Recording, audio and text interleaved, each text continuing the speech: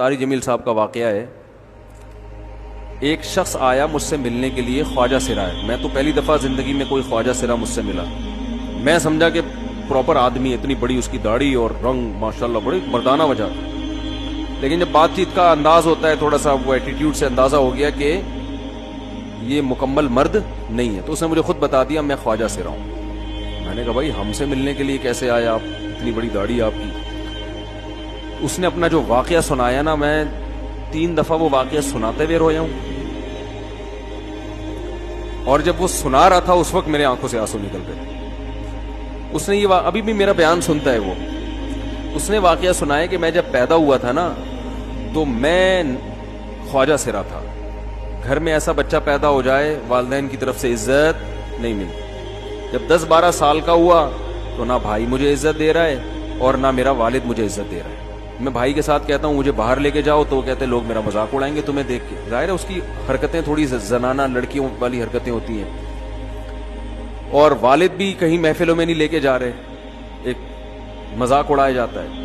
کہنے ایک دفعہ میں کہیں گزر رہا تھا تو یہ جو ہوتے ہیں نا خواجہ سراؤں کی پوری ایک جماعت تھی, انہوں نے مجھے پہچان لیا, دیکھا اتنا اچھا. اس وقت نہ اس کی داڑھی, اور یعنی اس میں خواتین والی ہی علامتیں تھی زیادہ.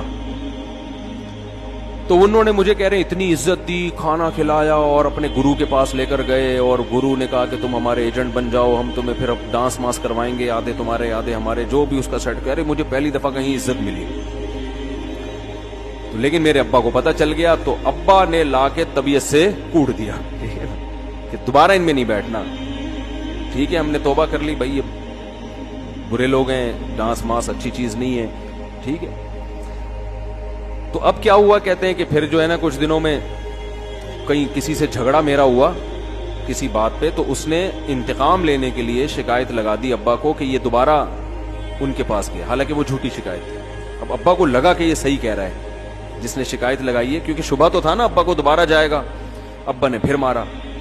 کہہ رہے میں بول رہا ہوں کہ میں نے یہ کام نہیں کیا, میں نہیں جا رہا ان کے پاس, میں نہ ناچ گانا سیکھ رہا ہوں, کچھ بھی نہیں. لیکن ابا نے اس کی باتوں میں آ کے انکوائری نہیں کی ہوگی پوری, وہ سمجھے ہوں گے کہ بھئی ایسا ہی ہے. تو ابا نے پھر کٹائی لگائی. اس کے دل میں منفی جذبات پیدا ہو گئے اور یہ گھر سے بھاگ گیا کہ بھئی مجھے ویسے تو عزت نہ یہاں مل رہی ہے اور میں اب ذلت برداشت بھی کر رہا ہوں تو بھی. کہہ رہے میں وہاں چلا گیا. تو جب میں وہاں گیا ہوں نا خواجہ سراؤں کے ہاں, تو وہی گرو اور ڈانس, اور پھر اس نے مشہور کچھ ایکٹروں کے نام بتائے جن کے ساتھ ہم ڈانس کرتے تھے, اور پیسے آنا شروع ہو گئے, آدھے گرو کی جیب میں آدھے ہماری, اور ہٹو بچوں. لیکن ظاہر ہے یہ کوئی عزت دار راستہ تو نہیں ہے نا. کہہ رہے ہیں کہیں سے تبلیغی جماعت میں حضرت مولانا طارق جمیل صاحب آ گئے. انہوں نے اجازت مانگی, ہمارے گرو کو پیغام بھیجا بھائی مجھے ایک دفعہ یہاں آ کے دعوت دینے دو. اس نے اجازت دے دی, آ جاؤ بھائی. بیان کیا, ان کو سمجھایا بھئی یہ زندگی نہیں ہے, اللہ کی سیروزے کے لیے بہرحال ترغیب دی. کہہ رہے ہیں میں تیار ہو گیا, باقی لوگ تیار نہیں ہوئے, میں تیار ہو گیا. کہہ رہے میں نے گرو سے اجازت لی, اس نے کہا جاؤ لگا لو سیروزہ. تو کہتا ہے کہ جب میں حضرت کے گھر پہ گیا ہوں نا تو حضرت پہلے سے دروازہ کھول کے ایسے انہوں نے دونوں بازو پھیلائے ہوئے تھے استقبال کے لیے, پہلے سے کھڑے ہوئے تھے علماء کے ساتھ. کہتے اتنے مشہور آدمی, اتنی بڑی سیلیبریٹی, اور اتنے بڑے بڑے علماء, ان کی پگڑیاں, ان کے اتنا خوبصورت لباس, جو خود عزت دار لوگ ہیں.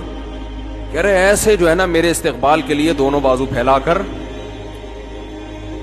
کھڑے ہوئے, اور ایسے مجھے بیٹا بنا کے نہ اپنے سینے سے لگایا کہ تو میرا بیٹا ہے. کہہ رہے خدا کی قسم مجھے زندگی میں پہلی مرتبہ کسی سے پہلی مرتبہ ایسی عزت ملی مجھے کسی سے, اور اس عزت دینے میں مولانا کا کوئی مفاد, بولو بھائی, کچھ بلکہ ذلت ہوگی نا. لوگ کہتے ہیں خواجہ سرا کو بیٹا بنایا ہوا, اور اس وقت تو اس میں بیچارے میں کچھ زنانہ سی علامتیں بھی تھیں. تو خواجہ سرا کو کیا دے رہے ہیں, عزت دے رہے ہیں. کیا کسی تاجر پہ محنت کرو تو تھوڑا چندہ دے دے گا مدرسے کو, ایسا ہی ہے نا. اور کسی افسر پہ محنت کرو تو تعلقات کیا ہو جائیں گے, جب وہ دین پر آئے گا تو اس سے کیا فائدہ. تو باپ ایسے ان لوگوں کو ریجیکٹ کر دیتے ہیں. بھائی اپنانے سے کہہ رہے مجھے یہ اپنا رہے ہیں.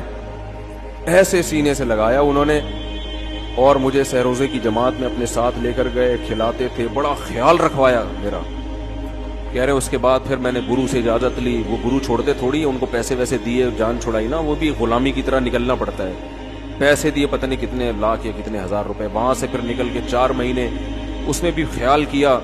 تو پھر تبلیغ کے بزرگوں سے ملا, پھر انہوں نے پورا مجھے بتایا کہ بھائی تم یہ علاج کرو تاکہ تمہارے اندر یہ زنانہ علامتیں ختم ہو. تو وہ علاج کر رہا تھا ماشاءاللہ, اس انجیکشن لگے, انجیکشن میں ڈاکٹروں کی بھی مدد کروائی. یہ ایسی این جی او ہے میرے بھائی جس کو کوئی بھی این جی او نہیں کہتا, نہ ان کے کوئی اشتہار آ رہے ہیں. کتنے لاکھوں لوگوں کو اس طرح سے یہ لے کر بھی آئے اور ان کے مسائل بھی حل کیے, مگر نہ کوئی ویڈیو بن رہی ہے, نہ کوئی اشتہار آ رہا ہے. یہ تو اس نے خود مجھے بتا دیا نا, اس نے کہا ایسے سینکڑوں لوگوں کے ساتھ ہوا ہے.